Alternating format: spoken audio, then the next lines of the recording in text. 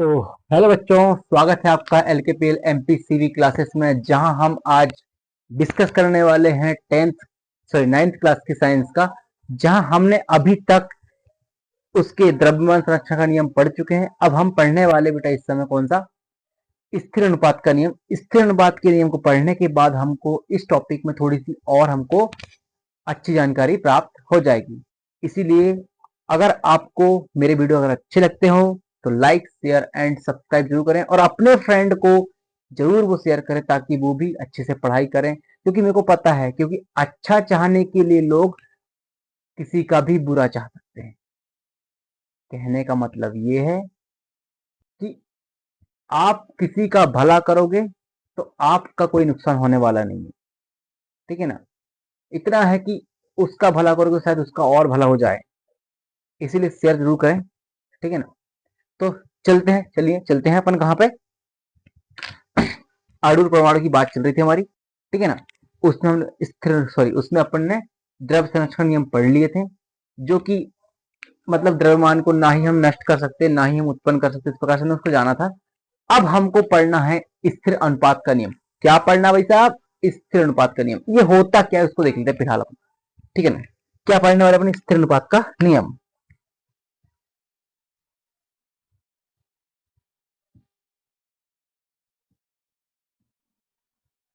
स्थिर अनुपात। स्थिर अनुपात का नियम बोलता है कि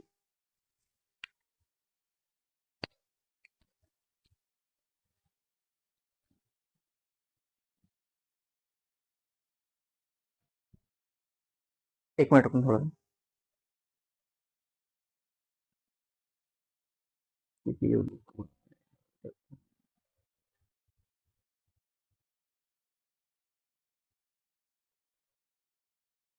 ठीक है, चलो देखते हैं।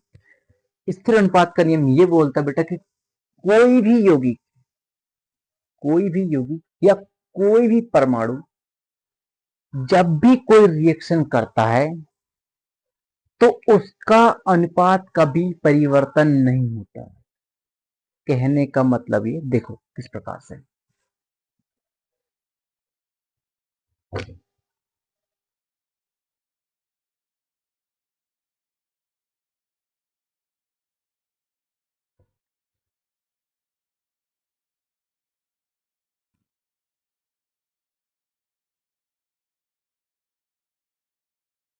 किसी भी किसी भी रासायनिक रासायनिक अरे क्या लिख रहा है मैं अभी, क्या हो रहा है? रासायनिक, किसी भी रासायनिक अभिक्रिया, किसी भी रासायनिक अभिक्रिया में भाग लेने वाले भाग लेने वाले तत्व हमेशा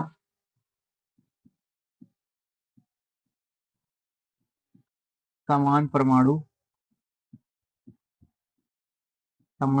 के होते हैं। ये होता है बेटा, किसी भी रासायनिक अभिक्रिया में भाग लेने वाले तत्व हमेशा समान परमाणु के होते हैं। ये होता है स्थिर अनुपात का नियम। अब इसको और प्रकार से लिखते बेटा। ठीक है ना। एक ये हो गई।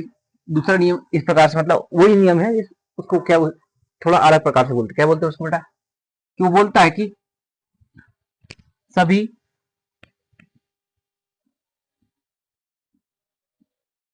सभी तत्व सभी तत्व एक ही प्रकार एक ही एक ही प्रकार के परमाणु से परमाणु से मिलकर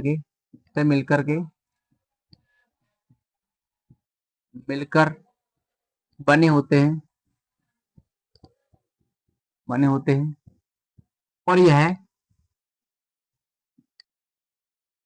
और यह रासायनिक रासायनिक अभिक्रिया में भाग लेते हैं।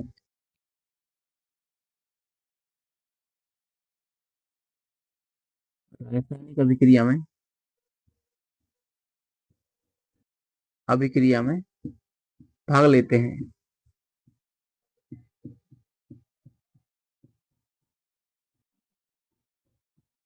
भाग लेते हैं, चलो ये हो गए दो प्रकार से। अब डेफिनेशन को आप अगर सही तरीके से समझ गए तो आपको ये बन जाना आएगा। मतलब कहने का मतलब ये है कि जैसे कि देखो कि सभी तत्व एक ही प्रकार के परमाणु से मिलकर बने होते हैं और यह रासायनिक अभिक्रिया में भाग लेते हैं। कोई भी रासायनिक अभिक्रिया होती है तो ये लोग बिल्कुल भाग लेते हैं। जैसे कि मान लो अपन यहाँ लिखता हूं मैं कि भाई मैंने यहाँ लिया HCl अम्ल और यहाँ पे मैंने क्षार की रिएक्शन कराया। अब जैसे इनकी अभिक्रिया कराऊंगा बेटा तो यहाँ पे हमको मिलेगा, यहाँ क्या मिल जाएगा बेटा, ये प्लस का, ये माइनस का, ये प्लस का, ये माइनस का। अब हमारी जो रिएक्शन बन के जाएगी वो बन जाएगी बेटा NaCl प्लस NaCl प्लस ये हो जाएगा अपने पास H2O। अब ये जब दोनों रिएक्शन करके आए, जब ये दोनों रिएक्शन करे तो हमारा बन के आ गया इस प्रकार से। अब इस बात का आपको जैसे मान लो कि यहाँ पे HCl, यहाँ पे हाइड्रोजन का अनुपात होगा 1:17। तो यहां पर भी क्या हो जाएगा, सोडियम की बात करें तो सोडियम आता है कितने नंबर, 11 नंबर में आता है। तो 11 अनुपात OH जो होता है ऑक्सीजन आता है 1 नंबर, तो उसका पूरा पूरा हो जाएगा बेटा 1 अनुपात। अब ये दोनों एक साथ जब मिलेंगे तो यहाँ पर भी क्या होगा बेटा कि सोडियम हमारा 11 अनुपात में मिलेगा और क्लोरीन हमारा 17 अनुपात में मिलेगा। और यहाँ पे क्या हो जाएगा, हाइड्रोजन हमें बेटा 1 अनुपात में मिलेगा और ऑक्सीजन हमारे कौन से अनुपात में मिलेगी बेटा, ऑक्सीजन हमारी जो मिलकर आएगी, यहाँ पे ऑक्सीजन हाइड्रोजन 2 है, 2:2 में मिलेगी, 2:8 में मिलेगी, ठीक है ना। तो जब ये रिएक्शन करके जब आए तो इनके अनुपात चेंज नहीं हुए। देखो 17 क्लोरीन तो 17 क्लोरीन, 11 हाइड्रोजन सोडियम तो 11 सोडियम, इस प्रकार से 2, तो यहाँ पे कितने थे बेटा 2, तो यहाँ पे भी अपने को सेम मिल गया। तो इस प्रकार से हमारी जो रिएक्शन है वो होती कंप्लीट है ना। तो रिएक्शन करने के बाद उनके अनुपात में कोई परिवर्तन नहीं होता। मतलब अगर वो जैसे मान लो हमारा ऑक्सीजन है, ठीक है, तो ऑक्सीजन मतलब क्या हो जाएगा बेटा, ये जल का परिमाण है, तो जल का जो अनुपात होता है H2O, तो इसका जो अनुपात होता है क्या होता है बेटा, हाइड्रोजन की एक होता है 1:8 के रूप में प्राप्त होता है। अगर मान लो ये अभिक्रिया करने वाला 2 अगर लग जाए तो हमारा ये हो जाएगा 2:16। मतलब इनके अनुपात में कोई परिवर्तन नहीं होता है, अनुपात जितना रहेगा उतना ही रहेगा। मतलब इनके गुणांक में परिवर्तन हो सकता है, बाकी इनके अनुपात में हम परिवर्तन नहीं कर सकते। यही कहलाता है स्थिर अनुपात का नियम। क्या बोल रहा है वो कि किसी भी रासायनिक अभिक्रिया में भाग लेने वाले तत्व हमेशा एक समान परमाणु होते हैं, किंतु किंतु क्या लिखूंगा मैं, किंतु उनके उनके गुणांक परिवर्तन हो सकते हैं, गुणांक परावर्तित कर सकते हैं, परा परावर्तित कर सकते हैं, ठीक है। फिलहाल एक बात छोड़ो, परावर्तित परावर्तित करूंगा, ठीक है, परावर्तित कर सकते हैं। चलो, तो स्थिर अनुपात का नियम का यही बोलता है कि बेटा कि कोई भी रिएक्शन हो जाए, रिएक्शन करने के बाद उनके जो तत्व है वो एक ही प्रकार से मिलकर बने होते हैं। जब आप दूसरे के साथ रिएक्शन करते हैं तो उनका अनुपात कभी चेंज नहीं होता है। ये होता है स्थिर अनुपात का नियम, ठीक है। चलो अब आगे आगे बढ़ते हैं बेटा, इसको स्क्रीनशॉट ले लो, ले लिए, ठीक है, वेरी गुड।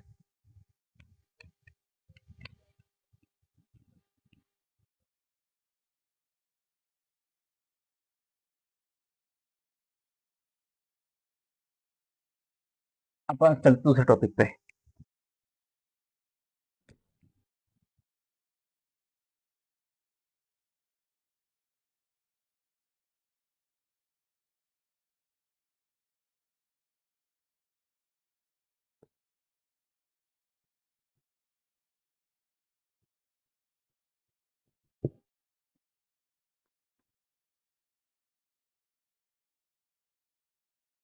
ठीक है, परमाणु क्या है? अगला टॉपिक हमारा है परमाणु क्या है। परमाणु क्या है?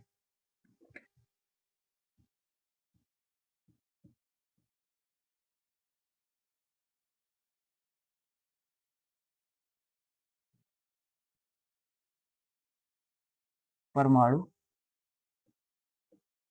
क्या है? क्या है परमाणु? ये आपको जानना है कि परमाणु होता क्या है, क्या चीज है परमाणु। तो आप लोगों तत्व को सीख गए हैं।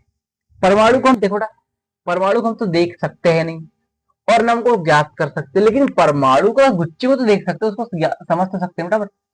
परमाणु गुच्छा करके तो उसको हम तत्व के नाम देते हैं। अब तत्व का नाम तो ठीक ठाक है, पर बेटा एक बार बताओ मेरे को, हम परमाणु कैसे ज्ञात करेंगे, उनकी संख्या को कैसे ज्ञात करेंगे? तो आपने परमाणु में सुना होगा एक, क्या नाम होता है भाई साहब, एक का प्रोटॉन। अच्छा, प्रोटॉन। अब तुमने सही व्यक्ति को पकड़ा है। अगर आप प्रोटॉन को पकड़ लोगे तो आपको परमाणु समझ में आएगा। अच्छा अच्छा, आपने देखा होगा हाइड्रोजन कितने नंबर आती है बेटा? हाइड्रोजन सुना होगा 1 नंबर में आती है। अच्छा, क्यों आती है? नहीं पता। ठीक है, हाइड्रोजन। सोडियम आपका 11 नंबर में आता, तो क्यों आता है? इसलिए आता है भाई साहब वो 11 नंबर में। का है कि उसका परमाणु क्रमांक जितना उसका प्रोटॉन की संख्या,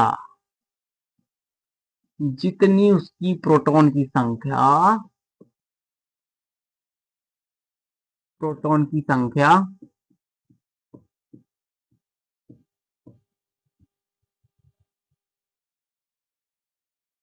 उतनी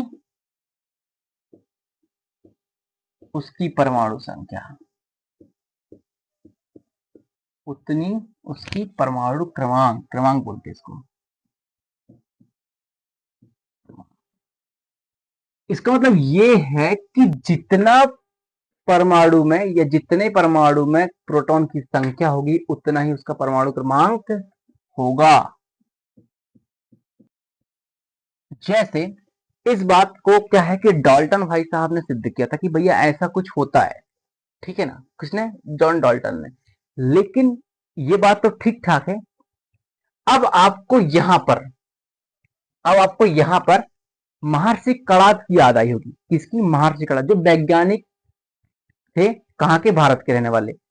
अब ये जो भारत के रहने वाले वैज्ञानिक महर्षि कणाद है, उन्होंने उन्होंने ये बताया था कि कोई भी कण का सबसे छोटा जो भाग होता है वो क्या कहलाता है बेटा? परमाणु कहलाता है। उन्होंने कहा था, लेकिन क्या हुआ कि तुम लोगों के दिमाग में एक चीज भर दी गई है कि भैया इंडियन लोग, इंडियन वैज्ञानिक कुछ कर ही नहीं सकते। ये मिथ्या है बेटा, क्योंकि इंडियन वैज्ञानिक ने बेटा 500 ईसा पूर्व बता दिया था, जिनका नाम था महर्षि कणाद। और ये तो जॉन डाल्टन भाई साहब तो आए हैं 1808 में। इन्होंने, ये तो अब भी आए हैं, जबकि हमारे महर्षि कणाद तो कब से आए हैं। उन्हें तो कब से ला कर दे दिए सब सारी चीजें। चलो फिलहाल वो सब छोड़ो, अब आगे बढ़ते हैं अपन। परमाणु क्या है अपन जान लिए ना। ठीक है, चलो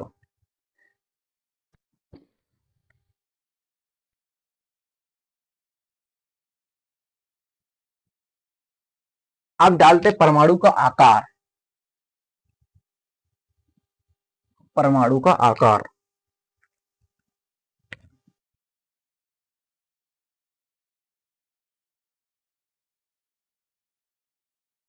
परमाणु का आकार।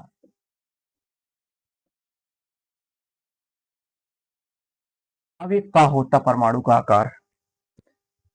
तो परमाणु का आकार ये होता है भाई साहब कि जो परमाणु होता है, परमाणु का आकार कितना बड़ा है ये सब निर्भर करता है किस पर?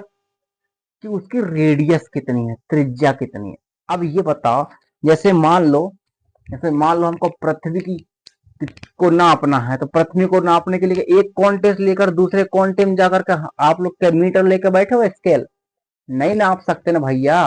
बस हम उसकी त्रिज्या को नाप सकते हैं। त्रिज्या को नाप लिए ना, तो हम उसकी क्या पूरा एरिया नाप सकते हैं, 2 पाई r स्क्वायर। यही तो वाली बात है ना। चलो, इसलिए गणित को हलवा नहीं बेटा, तीखी मिर्ची समझो। फिलहाल हम चलते हैं। परमाणु का आकार, परमाणु का आकार होता बेटा ठुक, ठीक है ना। परमाणु का आकार परमाणु का आकार होता है 10⁻⁻10। अच्छा, ये कहा है 10⁻⁻10। तो परमाणु के आकार को मापा जाता है बेटा यू से, यूनिट ऑफ एटॉमिक मास, ठीक है ना। तो इसको बोलते हैं अपन एटॉमिक यूनिट में। इस प्रकार से A M U, sorry A M U इस प्रकार से नापा जाता है, या इसे हम बोल देते हैं सीधा सीधी भाषा में यू, ओनली फॉर यू, ठीक है, द्रव्य परमाणु का आकार नापने के लिए ए एम यू परफेक्ट है, सही है, सही है, सही है, सही। ओके,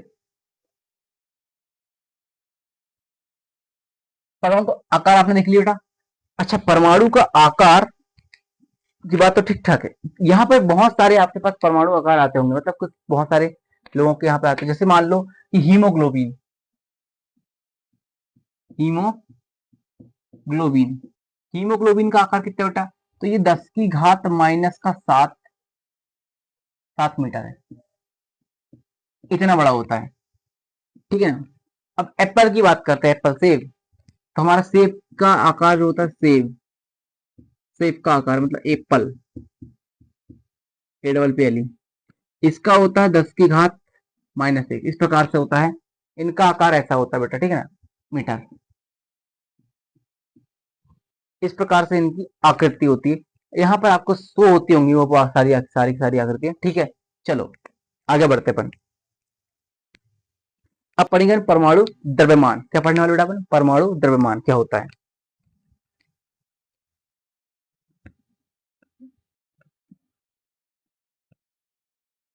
परमाणु द्रव्यमान,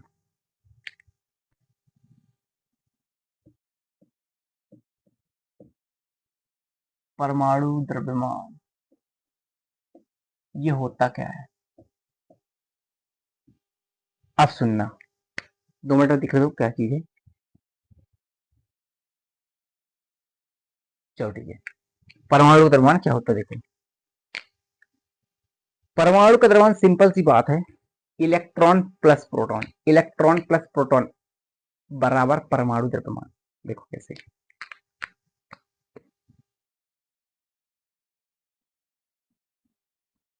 परमाणु द्रव्यमान बराबर होत है, का होत भैया? तो ये होता है electron plus proton, proton proton बराबर परमाणु द्रव्यमान, ये होता भैया।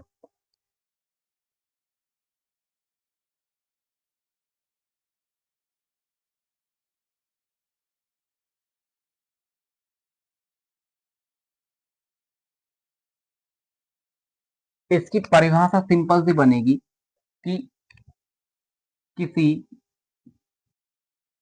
किसी परमाणु में उपस्थित इलेक्ट्रॉन इलेक्ट्रॉन तथा प्रोटॉन, इलेक्ट्रॉन तथा प्रोटॉन का संयोग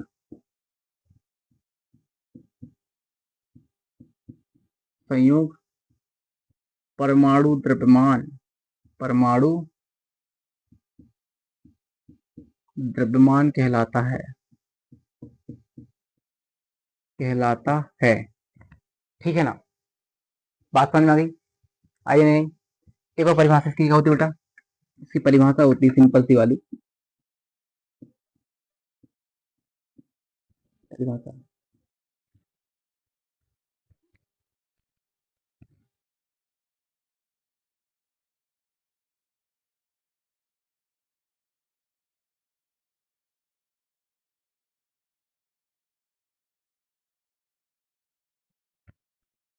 किसी किसी परमाणु किसी पदार्थ पदार्थ के संपूर्ण कणों कणों का द्रव्यमान क्या कहलाता है? परमाणु द्रव्यमान कहलाता है। परमाणु कणों का एक इकाई, सॉरी एक इकाई, एक इकाई, एक इकाई द्रव्यमान, द्रव्यमान को परमाणु द्रव्यमान कहते हैं। परमाणु द्रव्यमान कहते हैं। ये हो गया, ठीक है। चलो यहां तक फट से स्क्रीनशॉट ले लिए। चलो वेरी गुड।